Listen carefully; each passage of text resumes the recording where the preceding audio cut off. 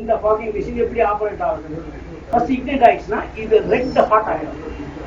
Red hot ஆனோம்னா இது உள்ள ஒரு சைக்ளோன் ஆஃப் ஃபயர் ஃபார்ம் ஆகிடும். சைக்ளோன் ஆஃப் ஃபயர் லீப் ஆகும் வெளியே, மாதிரி எரிந்து கொண்டே இருக்கும். இது எரிந்து கொண்டே இருக்கும்போது நெருப்பு இங்க இந்த இடம் வரும்போது ஒரு பாயிண்ட் இருக்கு, அந்த இடத்துல நெருப்பு வரணும், ஓவர் ஃபயர் வரக்கூடாது.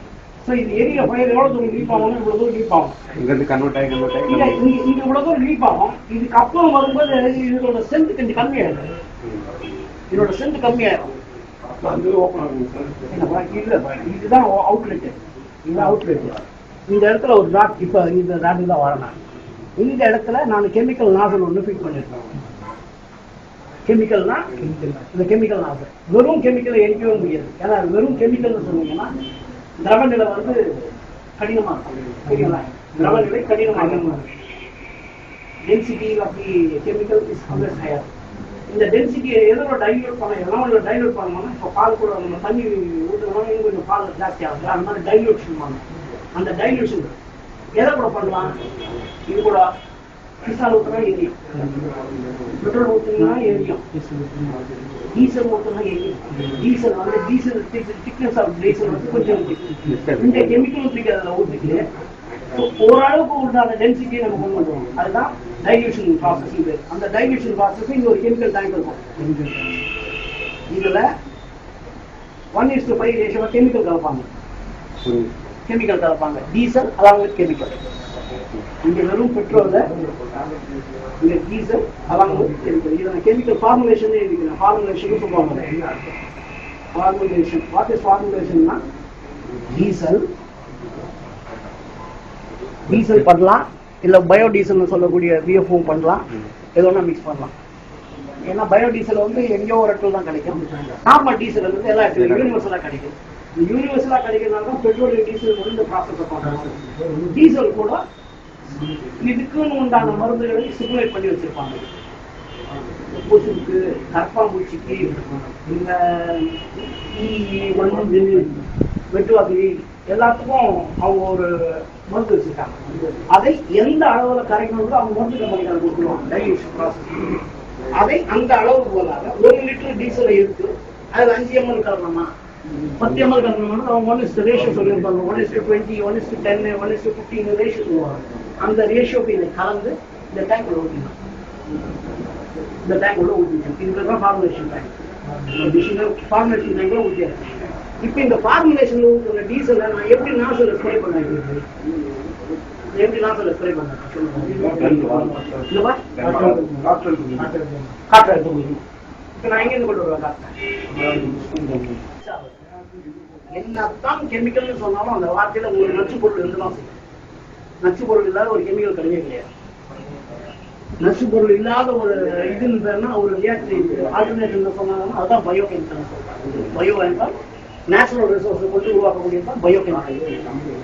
உங்களுக்கு தெரியுமா தெரியாது தெரியல, இட்ஸ் ஒரு ஜெர்மாலஜி தான். Bio chemical is what? இயற்கை உரத்தை கொண்டு தயாரிப்பதற்கு தான் பயோ கெமிக்கல். பயோ இல்லாத ஒரு வார்த்தையை சேர்த்தாங்கன்னா அது பேரு கெமிக்கல். கெமிக்கல் என்ன மனுஷனா கண்டுபிடிச்சி இதுல பழைய பிளாஸ்டிக்கை உருக்கி அதுல ஊத்து, இதை எடுத்து அதுல போடு அப்படின்னு போடுறதுதான் கெமிக்கல். இதெல்லாம் சொல்லணும். அதனாலதான் சொல்றாங்க ஒரு டைல்யூஷன் ரேஷியோன்னு ஒன்று கொடுக்குறாங்க. இத்தனைக்கு மேல இது டீசல்ல கலக்காதுன்னா குட்டின்னு அப்படி நின்றுடும். டீசல் தனியா மேல நிற்கும், இது தனியா கீழே நிற்கும். அதனாலதான் ஒரு ரேஷியோ கொடுத்து கலக்க சொல்லுவாங்க. 1:10, 1:20 ரேஷியோன்னு போட்டு கலந்தீங்கன்னா அது கூட கலங்க. இப்போ உப்பு வந்து ஒரு டம்ளர் தண்ணியில எவ்வளவு உப்பு போடலாமோ அவ்வளோ போடலாம். சரிங்களா? இதனால உப்பு போட்டீங்கன்னா உப்பா நிற்கும். கரைஞ்சது போக உப்பா நிற்கும். அதான் டைல்யூஷன். அதான் டைல்யூஷன். அந்த டைல்யூஷன் பிரகாரம் டைல்யூஷன் நின்றுடும். அதுக்கு தான் டைல்யூஷனுக்கு ஒரு இது கொடுத்துருவாங்க. ஃபார்முலேஷன் கெப்பாசிட்டி ரேஷியோன்னு சொல்லுவாங்க. ஃபார்முலேஷன் கெப்பாசிட்டி எடுத்து அதை உள்ள விட்டுருவோம். என்னதான் சொன்னாலும் இந்த கேட்ட சந்தேகத்துக்கு 1% அதோட ரியாக்ஷன் இருக்கலாம். இம்யூனிட்டி சிஸ்டம் உடம்புல இருக்கிற வரைக்கும் எதிர்ப்பு சக்தி இருக்கிற வரைக்கும் இப்போ நம்ம எல்லாருக்கும் வியாதி இருக்கு. நம்மள ஒருத்தருக்கு மட்டும் ஏன் ஜாஸ்தியா வியாதி இருக்குன்னா அதான் எதிர்ப்பு சக்தி அவங்க கம்மியா வேற ஒன்றும் கிடையாது. இதுல வேற ஒன்றும் ஆகாது. இதுல இருந்து நம்ம நிவாரணம் எடுக்கணும்னா என்ன பண்ணோம்? அதுக்குதான் மாஸ்க் கொடுக்குறாங்க. மாஸ்க் க்ளவுஸ் கொடுக்குறாங்க. எதுவுமே கிடைக்கல என்ன பண்ணணும், வெறும் கர்ச்சீப் இருக்குல்ல, கர்ச்சீப் எடுத்து வெட் பண்ணிடணும், ஈரம் பண்ணிடணும். வெறும் கர்ச்சீப் கட்டினீங்கன்னா அப்சர்வ் ஆகிடும். வெட் பண்ணிட்டீங்கன்னா அப்சர்வ் ஆகலாம், அது மேலே போய் ஓட்டிக்கும், தண்ணி மேலே போய் ஓட்டிக்கும், ஈரத்து மேலே ஓட்டிக்கும். ஆனால் லைட்டாக வெட் பண்ணி கர்ச்சீப் எடுத்து மாஸ்க் மாதிரி கண்ணில் கட்டிட்டு பாடுவாங்க. இப்போ கூட ரோட்டில் போகும்போது லைட்டாக ஒரு துணி எடுத்துட்டு வெட் பண்ணிட்டு கட்டிட்டு போங்க, உங்களுக்கு எந்த சஃபகேஷன் வருது. அது தெரியாம நம்ம எல்லாம் வெறும் கட்சி கட்டிட்டு போறாங்க. வெறும் கட்சி கட்டிட்டு போறாங்க. வெறும் கட்சி கட்டு போனா அதன் பிளாக் கருப்பு கட்சி கட்டு போனீங்கன்னா மட்டும்தான் பெனிட்ரேஷன் இருக்காது. அதன் பிளாக் கருப்பு பண்ணாங்க. கருப்பு கலர்ல போட்டீங்கனால நீங்க கருப்பு போட்டு வெயிட் கருப்பா கொடுக்குறாங்க. பெனிட்ரேஷன் இருக்காது. சினிமாத்துக்குள்ள ஸ்கிரீன் பாத்தீங்கன்னா அது பெனிட்ரேஷன் இருக்காது. கருப்பு மட்டும் அந்த பெனிட்ரேஷன் கிடையாது. பெனிட்ரேஷன் என்றால் ஊடு வாங்கி வச்சுக்கோங்க, அப்படியே பவுன்ஸ் பேக்னு சொல்லுவாங்க. வாங்கி வச்சுக்க இது பவுன்ஸ் பேக். கண்ணாடி வந்துடும் போவாங்க. இங்க இருந்து இந்த கண்ணாடியில வந்து அங்க இருக்கா பெனிட்ரேஷன் சொல்லுவாங்க. சாதா கண்ணாடி போட்டோம்னா இங்கே நாங்க பார்க்கலாம். அதுக்கு வந்து சாதா கண்ணாடியில நம்ம மிஷின் பெனிட்ரேட் ஆகும், இதெல்லாம் பவுன்ஸ் பேக் ஆகும். நம்ம பார்க்க நமக்கு எதாவது தெரியும், இவர் நிக்க தான் தெரியும். உடம்பு கொண்டாங்க.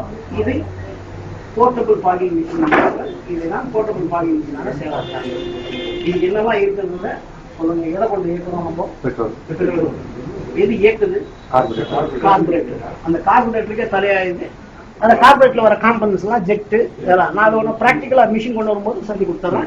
உங்களுக்கு ஒன்று அவரை டீட்டெயில் செய்து தருவோம். நாங்கள் நீங்கள் ஒன்றா ரெக்கார்ட் அப்படியே வச்சு போனா ரெஃபர் பண்ணிக்கலாம். இதுதான் ஒரு தியரி. இதே பெரிய மாடல் வரும்போது ஒவ்வொரு கம்பெனி ஒரு மாதிரி மாறிடுப்பாங்க. இதையே வந்து நான் இங்கே பம்பு போட்டிருக்கேன். பம்பு இப்படி பம்ப் பண்ணுறோம்னா நான் பண்ணுவேன். இன்னும் இந்த பக்கத்தில் பம்ப் பண்ணுற மாதிரி சொல்கிறேன். அவர் முஸ்லிமான் இருக்காரு, அவர் ஹைதராபாத் மனுஷனோட வாட்டம்னா ரைட் ஹேண்ட் லெஃப்ட் ஹேண்ட் சொல்லுவாங்க. ரைட் ஹேண்ட் வேலை செய்யும்போது அசிஸ்டா பண்ண லெஃப்ட் ஹேண்ட் எப்பவுமே. ஏன்னா எல்லாருமே ரைட் ஹேண்டர்ஸ். புரியுதா? யூனிவர்சலா எதை பண்ணலாமோ அதெல்லாம் பண்ணுவாங்க. அதான் நான் எப்படி வேணா பண்ணலாம் நினைச்சு பண்றதுலாம் ஆகாது. எப்ப எது பண்ணாலும் யூனிவர்சலா யூஸ் ஆகும். செருப்புன்னு வந்துன்னா என்ன வேணா வளவில் தைக்க முடியுமா? அந்த வளவில் தைக்க முடியும். வண்டிக்கு சீட்டு போட்டாங்கன்னா எப்படி வேணா சீட் போட்டுக்கலாமா? உட்கார மாதிரி தான் சீட்டு போடும். அது ஆம்பளை உட்காரத்துக்கு ஒரு சீட்டு, பொம்பளை உட்காரத்துக்கு ஒரு சீட்டு. தெரியல? ஆமா, இது சிரிக்கிறதுக்கு இல்ல. டிவிஎஸ் ஸ்கூட்டி எல்லாம் போட்டுக்கிட்டு வந்து பொம்பளை உட்கார சீட்டு.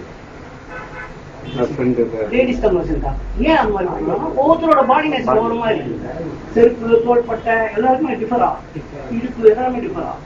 யூனிவர்சல் ஸ்டாண்டர்ட் மேட்ச் பண்ணிருக்கோம். யூனிவர்சல் ஸ்டாண்டர்டா நான் என்ன பண்ணுவேன்? ரைட் முக்கியமான வேலை செய்யணும், இது அசிஸ்ட் பண்ணுவோம். அசிஸ்ட் தான் பண்ணுவோம். அசிஸ்ட்னா இவர் அசிஸ்டன்ட், நமக்கு இவர் அசிஸ்டன்ட். ரைட் ஹேண்ட் இருக்கு, இவர் அசிஸ்டன்ட். லெஃப்ட் ஹேண்ட் இருக்கு, ரைட் ஹேண்ட் அசிஸ்டன்ட். இடது கைக்காக மட்டும் இப்படி வச்சு சாப்பிட்டு இருப்பான். இப்படி எடுத்து போட்டு அவன் பாடு சாப்பிடலாம்.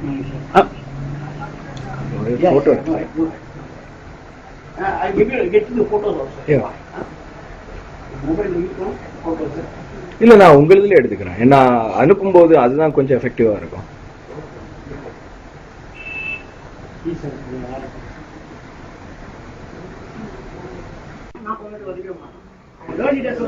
வச்சிருப்பான்.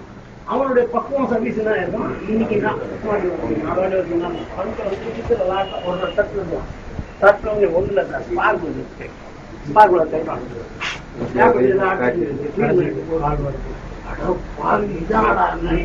நம்மளோட பூச்சி இருக்கும், எல்லாம் இருக்கும், டைமிங் இருக்கும், நமக்கு தெரியும் தெரியும். ஆனால் நமக்கு நம்ம செய்யக்கூடிய பக்கம் கூட ப்ரெசன்ஸ் ஆஃப் மைண்ட் கிடையாது. நம்ம அணுகிருக்க மாட்டோம். நம்ம வந்து எப்படியோலாம் நினச்சிக்கிட்டு இன்னும் ஆயிட்டு பொழுது அதெல்லாம் நினச்சிப்போம். நல்ல மெக்கானிக்கு, நல்ல டாக்டர்னு என்ன பண்ணாங்க. மிச்ச டாக்டர் என்ன பண்ணுவாங்க? உங்களுக்கு எக்ஸ்ரே எடுக்கணும், ஸ்கேன் எடுக்கணும், பிபி செக் பண்ணணும், அது செக் பண்ணணும், எல்லாத்தையும் செக் பண்ணிட்டு தான் சொல்லுவாங்க. அந்த காலத்து டாக்டர்லாம் பார்த்தீங்க, எல்லாம் பார்த்துட்டு பல்ஸ் மட்டும் பிடிச்சிக்குவாரு.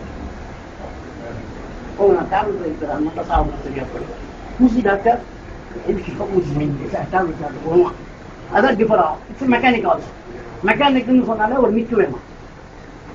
மெக்கானிக்கு, டிரைவரு, டிரைவர்னா ரிஃப்ளெக்ஸ், ஸ்போர்ட்ஸ் பர்சன்னா ரிஃப்ளெக்ஸ். Sports person பறக்கலாம்.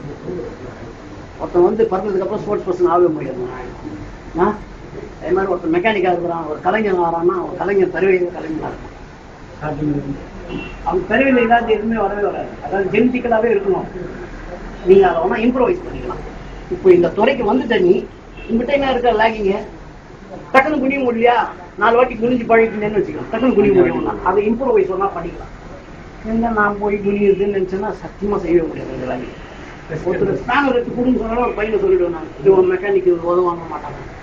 ஸ்பேனர் எடுத்து கொடுமா, என்னங்க சார் ஸ்பேனர் என்ன பண்ற, அப்படியே வச்சு ராஜா வேடிக்கை வரணும் அப்படின்னா 10 ஒரு எடுத்து வச்சுக்கிறேன் வேற என்ன சார் ஸ்பேனர் ஒன்று டக்கு டக்குன்னு கேட்கறான், ஆல்டர்னேட் கேட்கறான். அவன் தான் இது காட்டு கிளாஸ் பண்ண ஓட முடியும். அந்த மாதிரி அணுகுமுறை ஒரு மெக்கானிக் என்றால் அணுகுமுறை. அதாவது எடுத்த உடனே எனக்கு தெரியும்ன்ற கான்பிடன்ஸோட எதுவுமே அணுகாதீங்க. எனக்கு எங்க தெரியும், இதெல்லாம் எங்க எனக்கு தெரிய போகுதுன்ற எக்ஸாம்பிளுக்கு என்ன பொறுத்த வரைக்கும் சொல்றது காரணம்னா,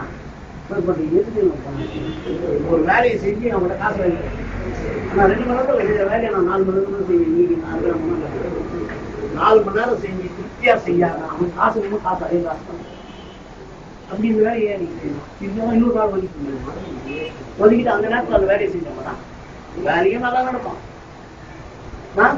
காசு வந்துடும், பிளஸ் உனக்கு வந்து டைட்னஸ் வராது, ஆத்மசக்தி எந்த செய்தோ இல்லை, ஆத்மசக்தி கோயிங் வர வெல் உங்களுடைய நல்ல மென்டலா ஸ்ட்ராங்கா ப்ரிப்பேர் பண்ணிட்டு அப்ரோச் பண்ணுங்க. எந்த வேலையும் செய்யலாம். அதுக்கு இது ஃபாகிங் மிஷின்ல இது ஒன்று நான் various kinds of fogging machine காட்டுறேன். நான் இதையே மவுண்டட் டைப்னு சொல்லுவாங்க. இதில் என்னெல்லாம் ஃபாகிங் மிஷின் இருக்குதுன்னா அப்புறம் அவர்கிட்ட எழுதி கொடுத்துட்டு சார்கிட்ட பேசிட்டு எழுதி தரேன். ஃபாகிங் மிஷின் இந்த ஃபோட்டோஸும் காட்டுறேன். நான் இப்போ நான் காமிச்ச வரைபடத்தோட ஃபோட்டோஸ் காட்டுறேன், அதை பார்த்தீங்கன்னாலே தெரியும். ப்ராக்டிக்கலாக காட்டும்போது உங்களுக்கு மிஷினை காமிச்சிடுறேன். ப்ராக்டிக்கலாக காட்டும்போது 2 விதமான மிஷின்ஸ் இருக்கு. இப்போ அதான் நான் சொன்ன மாதிரி ஒன்று கார்பரேட்டர் தேடிலேங்கிறது, ஒன்று கார்பரேட்டர் இல்லாமல் டைரக்ட் ஃபயரிங் சிஸ்டம்னு ஒன்று இருக்குது. இப்போ நீங்கள் கார் எத்தனை பேர் இருக்குது, கார் உங்களுக்கு தெரியும். Hyundai கார் வந்து தான் மோஸ்ட்லி டைரக்ட் ஃபயரிங் சிஸ்டம் தெரியும். Ignition direct ignition system Hyundai தான் பண்ணலாம், கொரியர் தான் பண்ணலாம். நம்ம தெரிஞ்சு அதுக்கு முன்னாடி எல்லாம் கார்பரேட்டர் சிஸ்டம் அந்த சிஸ்டம் தான் போயிருந்தது. டைரக்ட் இக்னைட்டிங் சிஸ்டம் வந்து Hyundai தான் பண்ணலாம். தெரியல Hyundai எப்படின்னா இப்போ நம்ம இங்கே காத்தடிக்கிற மாதிரி ஒரு ப்ளோவர் இருக்கு, ப்ளோவர் வந்து தள்ளி கொடுத்துட்டே இருக்கும், காத்துல ஸ்ப்ரே ஆகிட்டே இருக்கும். ஃபர்ஸ்ட் நீங்க சொன்னீங்களா 1 mm லாஸ்ட் 6 mm அதுல கம்மியாகி லாஸ்ட் ஸ்ப்ரே போற மாதிரி மைக்ரான் ஸ்ப்ரே ஆகும். அதுல ஃபில்டர் ஆயிடும். ஏன்னா இக்னைட் அணைக்க கூடாது, ஆனா கண்டினியூஸா எரிய வச்சுக்கிட்டே இருக்கும். ஆனா அது நான் கிடையாது. இதுல இங்க இருக்க இங்க கான்சென்ட் பண்றீங்க கிடையாது. இது நான் லோன் போது தடுக்க போறேன், வேணாம் போது திறக்க போறேன். இப்ப 2 டைம் நான் ஷட் டவுன் போட்டிருக்கேன். அங்க அப்படி இல்லையா, ஒரு வாட்டி காரை ஸ்டார்ட் பண்ணுனா பம்ப் ஆகிட்டே தானே இருக்கணும் பெட்ரோல். அந்த பெட்ரோல் சர்க்குலேஷன் தான் இருக்கும். இப்ப நான் ஒரு வாட்டி மிஷின் ஸ்டார்ட் பண்ணா நான் புகை ஓடினா தான் நான் புகை விட போறேன். வேணாத வரைக்கும் நான் என்ன பண்ணுவேன், இந்த வால்வை ஓப்பனே பண்ண போறேன். ஆனா நான் புகை மிஷினை ஸ்டார்ட் பண்ணிட்டேன்னு சொன்னா இந்த பெட்ரோல் ஆனது போயிட்டே இருக்கணும், கார்பரேட்டிங் ஏற்றிக்கிட்டே இருக்கணும். அப்ப தியரிட்டிக்கலா இருக்கும். இது நான் ஏன் இங்க ஒரு வால்வு போட்டிருக்கேன்னா, நான் கம்ப்ரஸ் பண்ணாதான் ஸ்ப்ரே பண்ண முடியும். அவங்க என்ன பண்ண மாட்டாங்க, இப்படியே கன்வே பண்ணியிருப்பாங்க. நான் கம்ப்ரஸ் பண்ணி அனுப்புறது அவங்க கன்வே பண்ணி அனுப்பிச்சிருப்பாங்க. கன்வே என்னன்னா ஒரு பம்ப் பெட்ரோல் டேங்கர் இருக்குல்ல, வெலாசிட்டி ஃபீல்டுன்னு தெரியும். நீங்க பெட்ரோல் டேங்க் இருக்காங்க, பெட்ரோல் டேங்க் இருக்குன்னு வச்சுங்களா, இதுல இருந்து லைன் போதா கிராவிட்டி ஃபீல்ட்ல போயிட்டே இருக்கும். கிராவிட்டி ஃபீல்டு அழுத்தம் மேலே உண்டான அழுத்தத்துல போயிட்டே இருக்கும். இவங்களுடைய இன்ஜினுடைய சக்ஷன் வந்து இங்க கீழே இருக்கும். இங்க எந்த வந்து கம்பஷன் சேம்பர் மேல. இதுக்கு நான் ஏத்தி தான் ஆகணும். இங்க ஏத்தி ஆகணுன்ற அவசியம் இல்லை, நீ தானா போயிட்டு இருக்கோம். லைட்டா இன்னும் கொஞ்சம் கூட தள்ளலான்னு போயிடும், கூட தள்ளலாம் போயிடும். நீ கன்வே பம்புலயே நிறைய பம்பு இருக்கு பாத்தீங்களா, ஜெட் பம்பு இருக்கு, ஃப்ளோட் பம்புன்னு இருக்கு. ஜெட் பம்பு ஏற்றி கொடுக்கும்.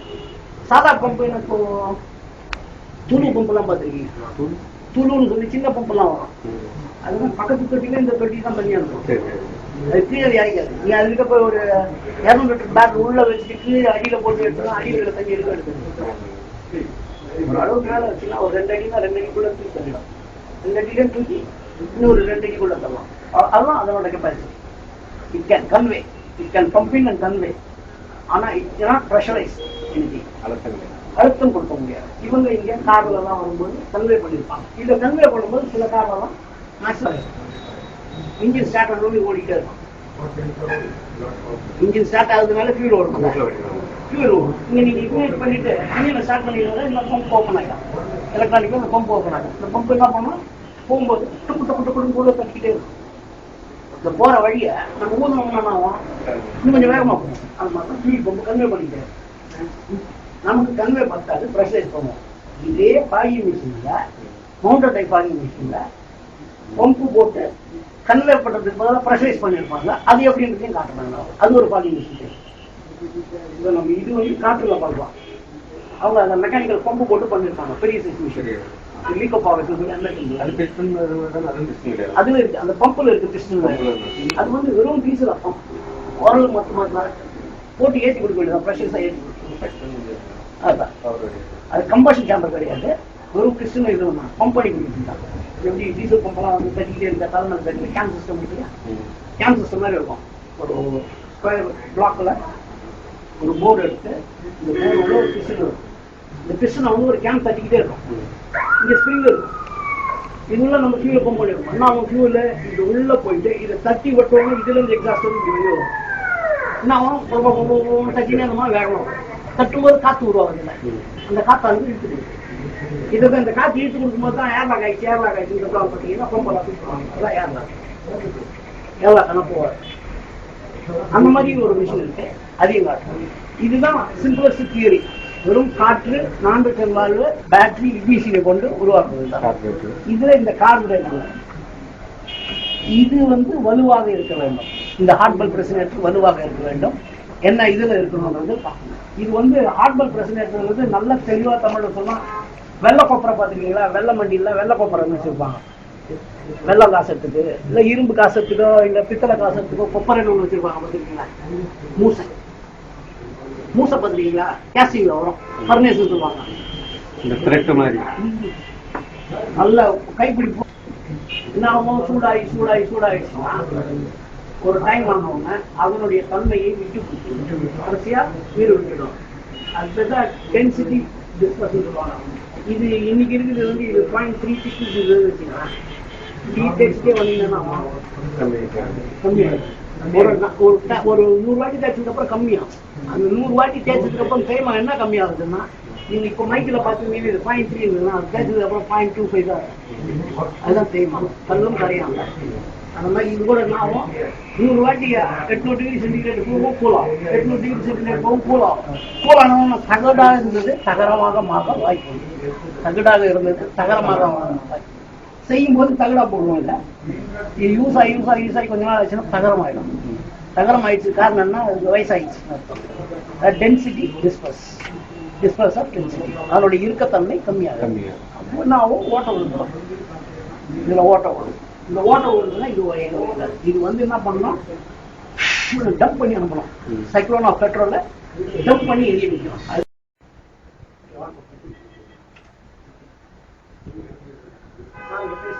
practical